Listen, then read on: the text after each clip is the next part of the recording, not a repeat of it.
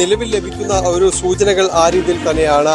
കാരണം ഇതിൽ ഇന്ന് പോലീസ് പരിശോധിക്കുമ്പോൾ ഇതിൽ ഒരു അവസാന ഒരു ടവർ ലൊക്കേഷൻ എന്ന് പറയുന്നത് അത് കൊച്ചിയിൽ തന്നെയായിരുന്നു, തന്നെ പാലാരിവട്ടത്തായിരുന്നു എന്നാണ് മനസ്സിലാക്കാനായിട്ട് സാധിക്കുന്നത്. അവിടെ നിന്ന് കിട്ടുന്ന ഒരു വിവരങ്ങൾ അത് അങ്ങനെ തന്നെയാണ്. അതായത് കൊച്ചി വിട്ട് പോയിട്ടില്ല എന്നൊരു സൂചനകളിലേക്ക് തന്നെ പോലീസ് വ്യക്തമായി ടവർ ലൊക്കേഷൻ നോക്കി മനസ്സിലാക്കിയിരുന്നു. അതനുസരിച്ചുള്ളൊരു പരിശോധനയാണ് പൂർത്തിയാക്കിയിരിക്കുന്നത്.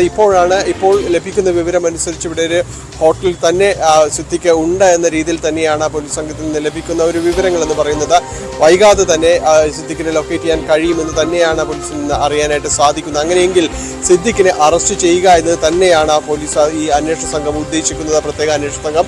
അതിന് പ്രധാനപ്പെട്ട കാരണം എന്ന് പറയുന്നത് ഇനി അത് നിരവധിയായ ഒരു പഴി ഇക്കാര്യത്തിൽ അന്വേഷണ സംഘത്തിനടക്കം കേൾക്കേണ്ടി വന്നിട്ടുണ്ട്. കാരണം നേരത്തെ തന്നെയും നമ്മൾ പരാതിക്കാരി സംസാരിക്കുമ്പോഴെല്ലാം തന്നെ പറഞ്ഞിരുന്നു, സിദ്ദിഖിന് ജാമ്യം ഒരുക്കി കൊടുക്കുന്നതിൽ, അങ്ങനെ ഒരു കളം ഒരുക്കി കൊടുക്കുന്നതിൽ അന്വേഷണ സംഘം ഉൾപ്പെടുന്നു എന്ന രീതിയിൽ തന്നെയായിരുന്നു അവർ പരാതി പറഞ്ഞത്. അതായത് DGPക്ക് അടക്കം അവർ പരാതി നൽകുന്നു, അവർ നൽകുന്ന മൊഴിയടക്കം പുറത്തു പോകുന്ന സാഹചര്യമുണ്ടായിരുന്നു. അപ്പോൾ ഇനി അത്തരം രീതിയിലേക്ക് യാതൊരു രീതിയിലേക്ക് ഒരു ഇളവുമില്ലാത്ത രീതിയിലേക്ക് മുന്നോട്ട് പോവുക എന്നതാണ്. പ്രത്യേകിച്ച് സുപ്രീം കോടതിയെ അടക്കം സമീപിക്കാൻ പോകുന്നു എന്ന സൂചനകൾ സിദ്ദിഖുമായി ബന്ധപ്പെട്ട നിയമവിദഗ്ധർ നൽകുന്നുണ്ട്. ആ രീതിയിലേക്ക് പോകുമ്പോൾ വിധി പകർപ്പ് ലഭിച്ചതിന് ശേഷമായിരിക്കും അങ്ങനെ പോവുക എന്ന് പറയുന്നു.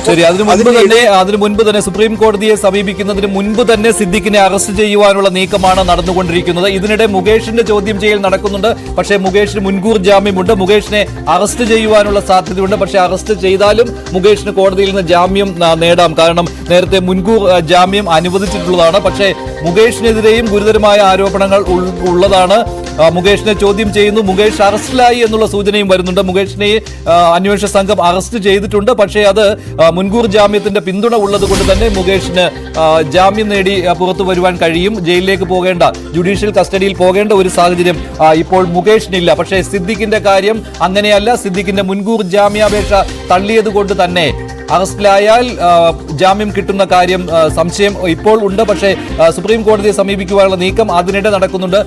സിദ്ദിഖിന്റെ ഹോട്ടൽ, സിദ്ദിഖ് എവിടെയാണ് താമസിക്കുന്നത് എന്ന് കണ്ടെത്തി കഴിഞ്ഞിരിക്കുകയാണ് പോലീസ്.